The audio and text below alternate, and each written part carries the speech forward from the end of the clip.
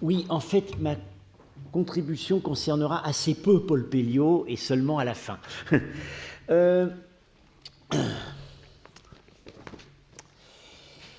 le 8 mai 1818, Jean-Pierre Albert Rémusat prononçait devant l'Académie des inscriptions et belles-lettres ses remarques sur l'extension de l'Empire chinois du côté de l'Occident, dont le texte ne fut publié qu'en 1827. Bien plus tard, Édouard Chavannes, pourtant assez avare d'éloges sur son lointain prédécesseur au Collège de France, devait y reconnaître le manifeste fondateur des études sinologiques sur les pays d'au-delà du Pamir. Je cite, « Abel Rémusat est le premier à avoir attiré l'attention du monde savant sur ce texte. » Ce texte, c'est la notice du Tangshu sur la réorganisation administrative d'une partie des pays d'Occident au lendemain de la chute de l'Empire turc occidental en 658. Pour la première fois, cette notice était replacée dans son contexte exact, tant géographique qu'historique. Certes, le pionnier Joseph de Guignes ne l'avait pas ignoré dans sa monumentale Histoire des Huns, parue en 1757. Mais il avait commis une énorme erreur de localisation en méconnaissant qu'à la période Tang, le nom Kang en était venu à désigner le royaume de Samarcande, et non plus, comme à la période Han, une confédération nomade dans l'actuelle steppe kazakh. Ceci l'avait conduit à déplacer très loin de leur assise réelle tous les noms géographiques associés dans le Tangshu, et l'avait privé par avance de toute possibilité d'exploiter historiquement ce matériel. Ce n'est pas pour autant que Rémusat ait été lui-même en mesure d'atteindre une grande précision. Sur les 15 royaumes que la notice du Tangshu énumère entre l'Oxus et l'Hindoukouche, il n'a pu en identifier exactement que 2, le Tocharestan, c'est-à-dire l'ancienne Bactriane, et Bamiyan. Proposer pour 2 autres des identifications erronées et rien pour le reste. Il est plus heureux s'agissant de la Sogdiane, dont les relations avec la Chine avaient été plus anciennes et plus fréquentes, et dont la toponymie était mieux connue par les sources islamiques disponibles à son époque. Là, il parvient à proposer des identifications parfois très précises et qui n'ont pas été remises en cause depuis. Ainsi, l'Oustrouchana, Maïmourg et Kesh, petits royaumes entourant Samarcande, et dont le rôle historique dans le grand commerce avec la Chine, puis dans les armées des califes, fut sans commune mesure avec leur petite taille. Même quand les toponymes transcrits lui restent inintelligibles, il comprend très bien où les choses se passent. Ainsi, lorsqu'il reconstitue les opérations militaires que la Chine lança à 2 reprises dans le Bolor, royaume montagneux du Haut-Indus, les actuels Gilgit et Baltistan. Et surtout, il a su caractériser avec une grande clairvoyance la nature réelle de ce maillage administratif. Qu'on m'autorise ici des citations un peu étendues.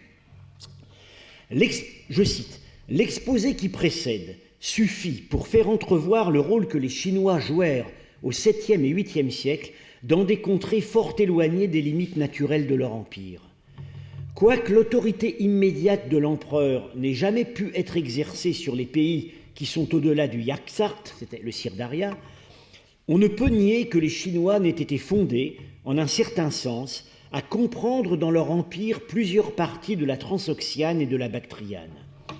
Et il est à croire que les princes mêmes du pays, qui se trouvèrent menacés par les Arabes d'un envahissement général et bien réel, loin de se refuser à des actes d'une soumission qui n'avait rien d'effectif envers un souverain trop éloigné pour être jamais dangereux, cherchaient, au contraire, à s'en prévaloir pour tâcher d'obtenir des secours.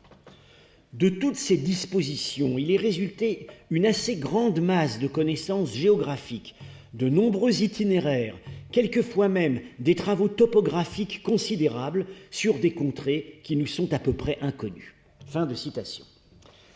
Avec lucidité, Rémusat transmet ici à ses successeurs une promesse qu'il devait réaliser suivant des étapes que je vais à présent esquisser.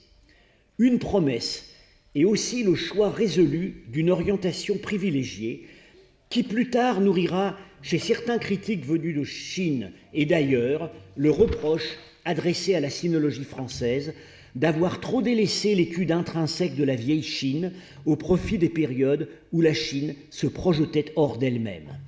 Je cite Rémusat, « C'est là ce qui éveille la curiosité et qui fait lire avec plus de plaisir les ouvrages où les Chinois parlent des contrées étrangères qui leur ont été soumises.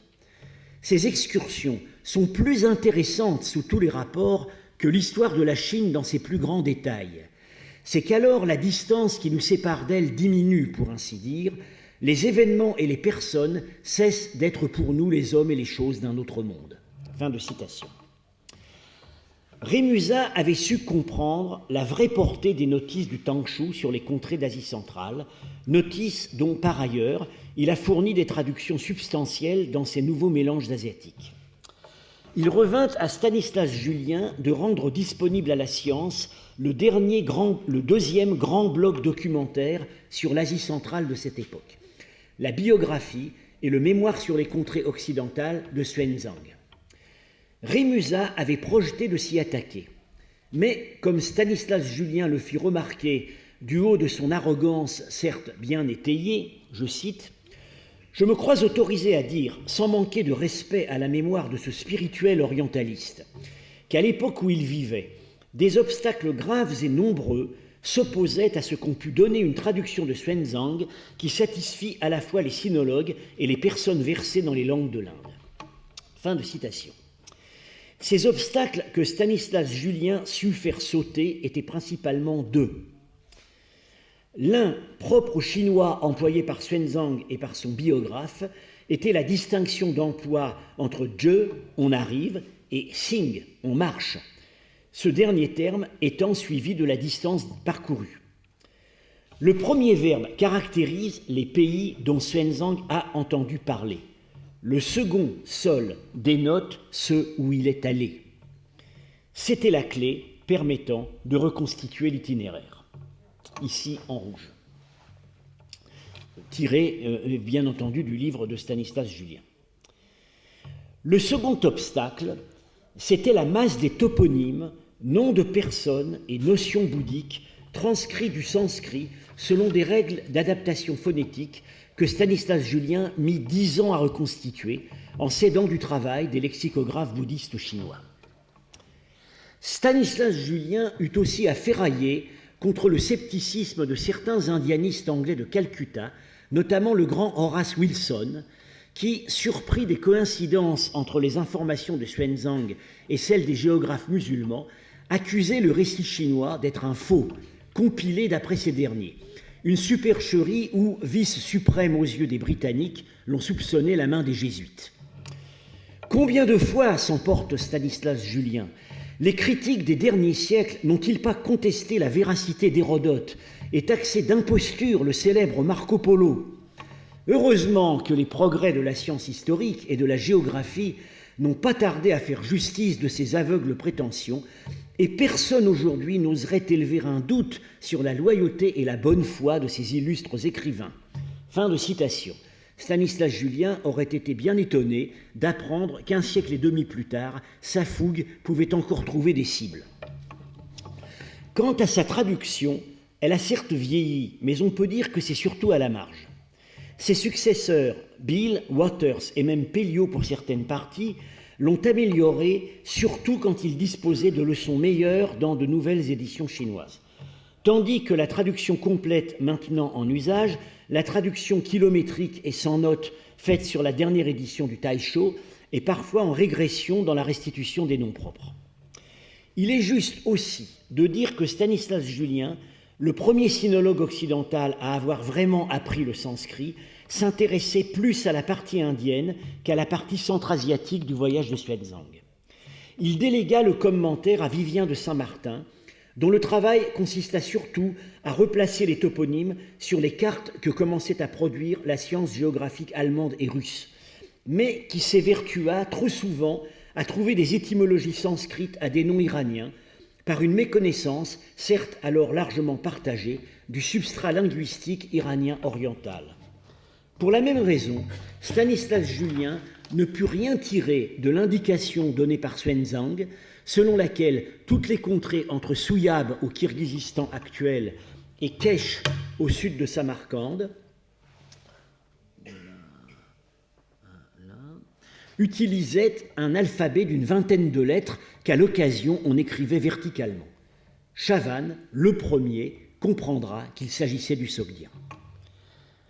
Nous voici donc arrivés à Édouard Chavannes et à ses documents sur les Tukyue turcs occidentaux parus à Saint-Pétersbourg en 1903. Il y a quelques paradoxes à parler au passé d'un outil de travail qu'aujourd'hui encore les historiens de l'Asie centrale consultent quotidiennement. Par l'exhaustivité de la récolte, par la pertinence qui éclate à chaque page des commentaires particuliers et de la synthèse finale, par la sûreté des traductions, et je parle ici sous le contrôle de collègues sinologues à qui je demande parfois de les vérifier, Chavannes est déjà notre contemporain. Mais puisque l'exercice d'aujourd'hui m'invite à trouver quelques limites à son œuvre, je vais m'efforcer de le faire. Ces limites sont de deux ordres. Certaines résultèrent de choix, d'autres lui furent imposées de l'extérieur. De l'ordre du choix relève un certain manque de curiosité pour les dernières connaissances sur les sources arabo-persanes. Quand Chavannes entreprend son recueil, la grande entreprise éditoriale de la Bibliotheca Geographorum Arabicorum, publiée à Leyde, est pratiquement achevée. Mais il ne cite que ceux de ces géographes qui ont fait l'objet de traductions françaises, c'est-à-dire Ibn Khordadbeh et le compilateur tardif Aboul Fida. Plus grave, car cela lui a fait manquer des recoupements très importants, est le fait qu'il n'utilise pas les annales de Tabari, source extraordinairement détaillée sur la conquête de chacun des royaumes d'Asie centrale, pendant la période même à laquelle se rapporte la notice du Tangshu. Ou plutôt, il ne les utilise qu'à travers l'ouvrage publié sous ce nom par Zottenberg et qui est en fait la traduction fort large d'un abrégé persan. L'édition complète et indexée de Tabari venait pourtant d'être achevée à Leyde. On doit se résoudre à penser que Chavannes n'a pas trouvé, ou peut-être pas cherché, chez les arabisants français, les concours qui auraient pu lui permettre d'exploiter ses outils de travail. Il est juste de dire qu'il renvoie souvent à sa correspondance avec Joseph Marquardt, le grand savant allemand qui maîtrisait toutes les langues des sources alors connues. Mais il l'a consulté surtout pour les inscriptions impériales en turc runique. Il ne semble pas, en revanche, être en correspondance avec Vladimir Barthold, le maître des études iraniennes et centra-asiatiques à Saint-Pétersbourg, dont le livre en russe « Le Turkestan jusqu'à l'invasion mongole » allait paraître en même temps que les documents sur les Turcs occidentaux et fournissait beaucoup de données tirées des sources laissées de côté par Chavannes. Une autre lacune qui, elle, ne saurait lui être imputée est qu'au fond, il n'a eu qu'une perception très partielle des civilisations, je dirais plutôt de la civilisation, de ces pays d'Asie centrale sédentaire. Des Sogdiens, il a, par les Chinois, connu l'activité marchande, la diplomatie commerciale redoutablement efficace, le talent musical, mais pas la vie urbaine, ni la culture chevaleresque, ni l'art plastique. Ou plutôt cet art, il l'a croisé une fois dans le pavillon du Kagan des Turcs et par l'une de ses manifestations, la vaisselle de métal précieux à décor d'animaux ou de scènes figurées que décrit l'ambassadeur Zemark envoyé par Byzance chez les Turcs. Chavannes n'avait pas les moyens de savoir que ces objets provenaient en réalité de leur sujet sédentaire. Je cite son commentaire du récit de Zemark. Dans une demeure, on voyait des statues, un lit d'or sur lequel était étendu le Kagan, des armes, des aiguilleurs et des tonneaux en or. Dans la seconde, on admirait des colonnes de bois revêtues d'or, un lit doré soutenu par 4 pans en or. Ces images sont bien sûr tirées d'un sarcophage sino-sogdien découvert il y a une vingtaine d'années et qui montre la visite d'un sogdien chez les Turcs. À l'entrée, des chariots étaient remplis de vaisselle d'argent et des images d'animaux faites en argent ne le cédaient point à ce qu'on trouvait à Byzance. Je continue la citation de Chavannes. Ces Turcs, que nous sommes habitués à considérer comme de vrais barbares, n'étaient donc pas aussi grossiers qu'on le croit. Leur art, qui ne s'exerçait que sur des métaux précieux, a produit des objets que leur valeur même exposait à être détruits et transformés en monnaie. Il est fort probable, cependant, qu'on en peut trouver la trace dans quelques-uns de ces ornements en or repoussé qui ont été découverts dans le sud de la Sibérie et qui sont actuellement au musée de l'Ermitage. Voilà ces objets, et maintenant on sait qu'ils sont sogdiens. À lire certaines de ces formules, on peut même se demander si Chavannes était conscient de ce que les Sogdiens étaient les héritiers d'une vieille civilisation urbaine. Je cite. « Le commerce de la soie de Chine était un des plus importants de l'Asie. Il se faisait par deux voies. L'une, la plus ancienne, était la voie de terre qui débouchait en Sogdiane. Les courtiers étaient les nomades de l'Asie centrale et les navigateurs de l'océan Indien. » Fin de citation. Pas plus que ces devanciers, il n'a non plus saisi que l'une des motivations de bien des actes de soumission politique était le désir d'ouvrir les produits sogdiens au marché de la capitale chinoise, puisqu'aussi bien le tribut était la seule forme juridique possible d'un droit d'entrée commercial.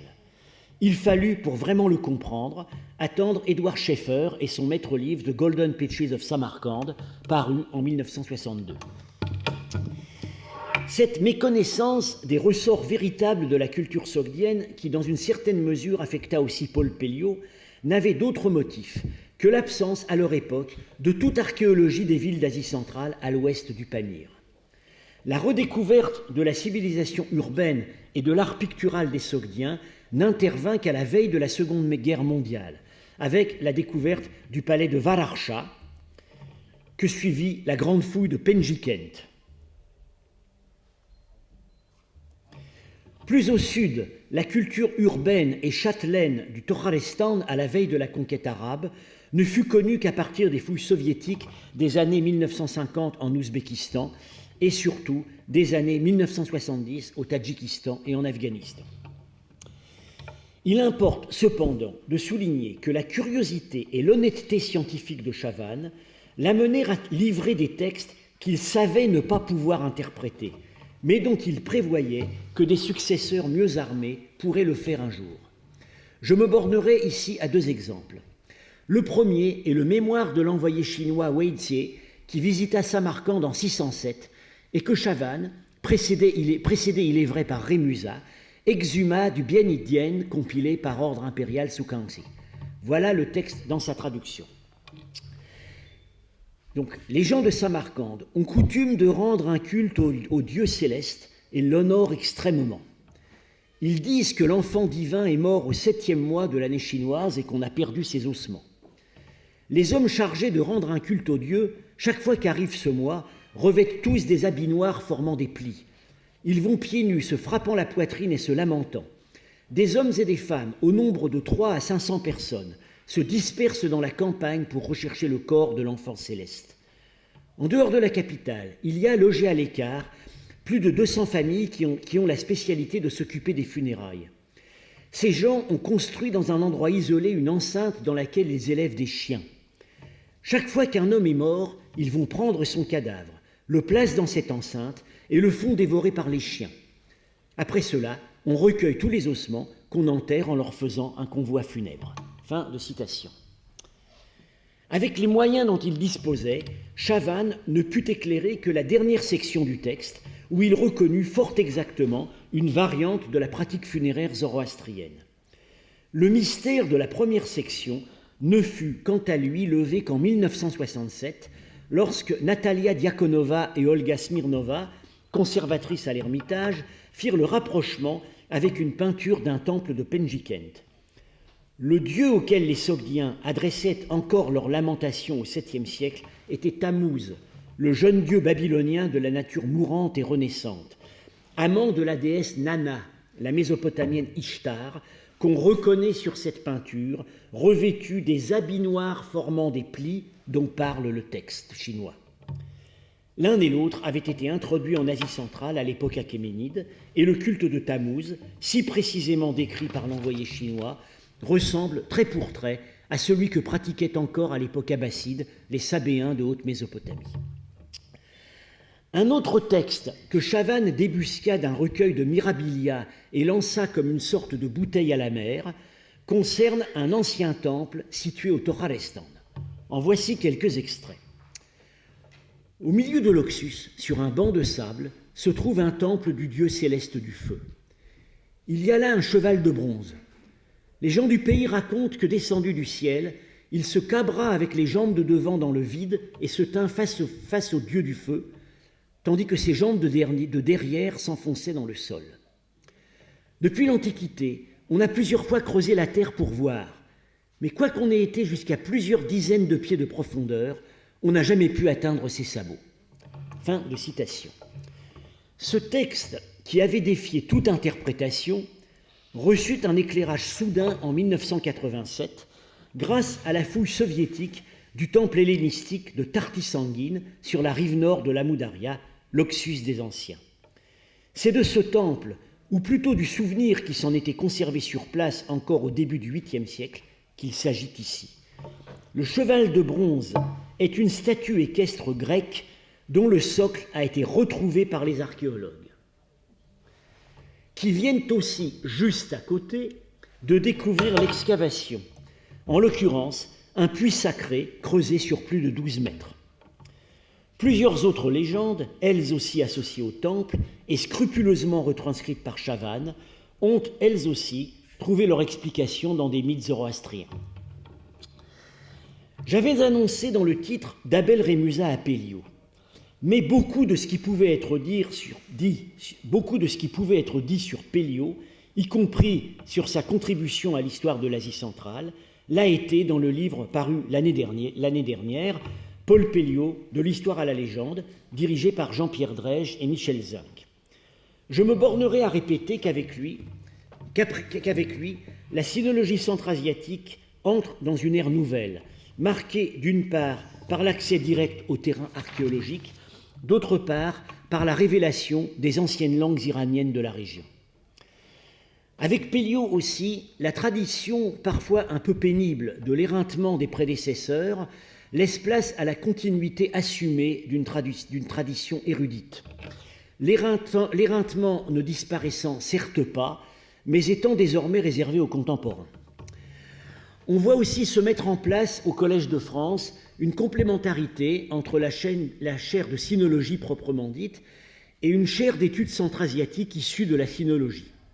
Paul Pelliot et Henri Maspero avant la dernière guerre, et plus tard, bien qu'ils se soient en fait succédés, Louis Ambis et Paul Demiéville. Demiéville, dernier survivant des élèves de Chavannes, et dont, depuis mes années d'étudiant, je ne cesse de relire avec admiration la brève mais si lumineuse introduction au bouddhisme chinois. Bien que n'étant pas moi-même sinologue, comme le présent exposé vous en aura amplement convaincu, j'envisage avec confiance la poursuite au collège de cette complémentarité. Je vous remercie.